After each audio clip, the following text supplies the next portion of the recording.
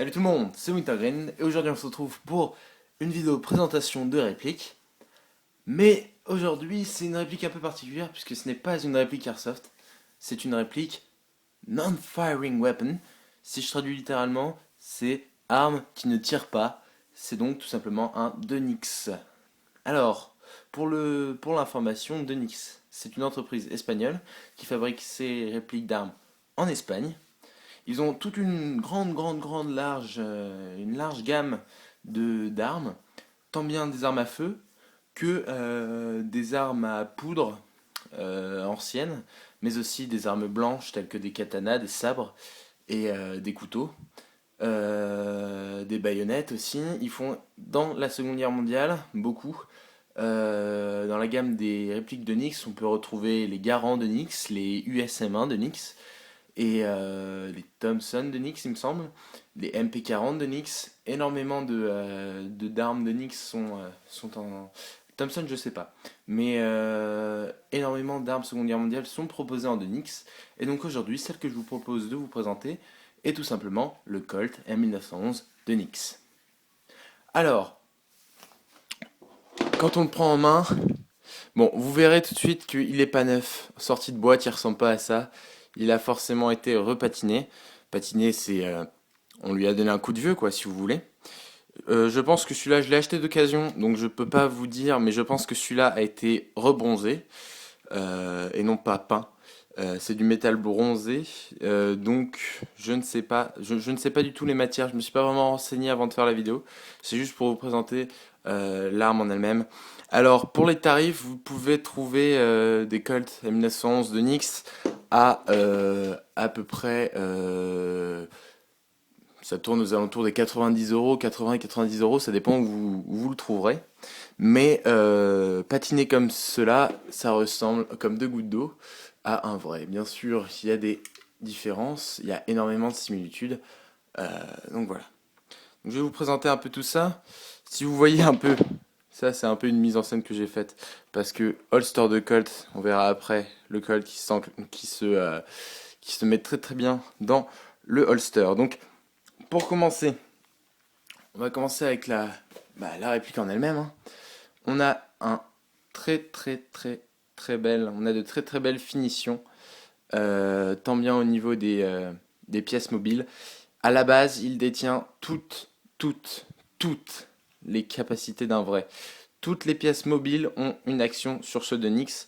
Et vous verrez même une petite subtilité, c'est que la possibilité de chambrer du 45 ou du 9 mm, de la douille, parce que vous comprendrez pourquoi après. Donc de la douille creuse, tout simplement. Sinon, ça ne marchera pas. Je vous expliquerai plus tard. Alors, on a de très très beaux marquages sur les côtés. J'ai essayé de vous faire un autofocus. Voilà. Donc, on peut voir M1911 A1-67, autoloading pistol, caliber 45, US Army model. Donc, c'est le modèle US Army avec les plaquettes en bakélite noir, assez bien faite. Au toucher, c'est très très agréable. La prise de main est très très bonne. Enfin voilà quoi. Donc là, la culasse est en arrière. On va passer aussi par le chargeur. Le chargeur est très très bien réalisé. Il a une planchette élévatrice, enfin une planchette élévatrice, je sais pas si on peut appeler ça comme ça, mais la planchette est fonctionnelle. On peut voir un bout du ressort ici. Il y a les trous comme dans le vrai pour voir la capacité des chargeurs, combien de balles nous reste-t-il dans le chargeur. Petit jeu à ce niveau-là, mais rien de grave. Donc le chargeur, comme dans un vrai, hein, s'enclenche et vient se mettre dans le corps de la réplique. Ensuite, on a le levier de réarmement de culasse. Alors je sais pas comment... Ah, j'ai oublié le vrai nom, la vraie désignation de cette partie, mais bon. Donc voilà, suffit de l'enclencher vers le bas et la culasse revient à son état initial. Alors je sais pas si ça rendra bien sur la vidéo, mais il fait un très très beau bruit. Un très beau bruit. Euh, Même quand on fout le chargeur, quand on arme la culasse, ça fait un très très beau bruit. Alors si vous voyez le levier qui ne se met plus à la butée, c'est parce qu'à la base, il le fait. Il a même deux butées, une ici et une là. Sauf que ça a dû se casser à l'intérieur. Et donc maintenant, j'ai beau appuyer, j'ai beau armer, et ça ne marche plus. Bien sûr, dans le neuf, si vous l'achetez neuf, il fonctionnera. Alors, ici, on a la sécurité qui va bloquer la culasse. Impossibilité de la ranger vers l'arrière. Ensuite, on a la pédale de sécurité, comme dans le vrai, qui est fonctionnelle. Là, je ne peux pas appuyer sur la détente. Alors que si j'appuie sur le levier, là, je peux. C'est net. Très très net. Le bouton d'éjection du chargeur. Le chargeur qui est un peu fâche, qui a du mal. Donc là, j'appuie sur le bouton, rien ne tombe. C'est parce qu'il est un peu à l'étroit à l'intérieur. Mais bon. Ça, par contre, je peux pas vous préciser si c'est dans le vrai ou non. Les organes de visée, ça ressemble à ça. Du très très old school basique. Voilà. Alors, que dire d'autre? Écoutez, je crois que j'ai fait le tour, si je ne me trompe pas. Il dispose de quand même quelques défauts, c'est-à-dire que cette pièce-là peut s'enlever sans faire la manip du vrai. Oui. Parce que pour faire la manip du vrai, il faut venir la culasse jusqu'au petit cran là. Pour libérer cette partie, sauf que là, on n'est pas obligé. Il suffit de le baisser tout au bas, et ça c'est un problème que je vais essayer de régler. Mais sinon, voilà, il faut, bon, l'arrêteur de culasse ne se met pas automatiquement, il faut aller le chercher. Et là, c'est bon. Tout simplement. Alors, au niveau du chargeur, on peut bien sûr mettre les douilles, comme je disais tout à l'heure. Voilà. On peut les charger. Alors, vu que c'est des douilles, c'est pas long, il faut s'arranger pour les mettre correctement les unes après les autres. On insère, bon, on met la culasse vers l'arrière, on insère le chargeur.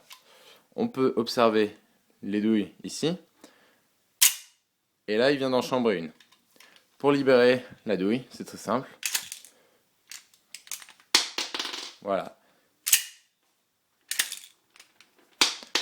Bon, il faut adopter une position assez correcte avec le colt pour pouvoir éjecter les douilles facilement. Mais sinon, ça marche.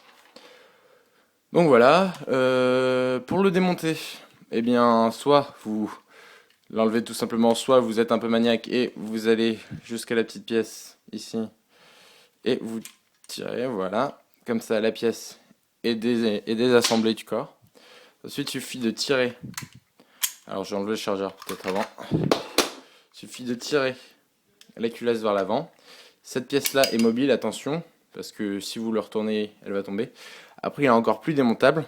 C'est-à-dire que sur le devant, il y a même le bouton. Je vais vous montrer ça une fois que la réplique sera reformée. Donc pour le remettre, très simple, vous avez un rail ici sur le côté et un rail là. Il suffit de les emboîter. Voilà. On trouve le trou. On remet la pièce initiale. Et voilà. Alors, ici, je vous disais, on peut aussi le démonter. Il suffit d'appuyer sur le bouton et de faire pivoter cette pièce-là, comme dans le vrai. Voilà. Bon, alors, pour finir, ça, c'est resté là pendant toute la vidéo. Je dis pas trop.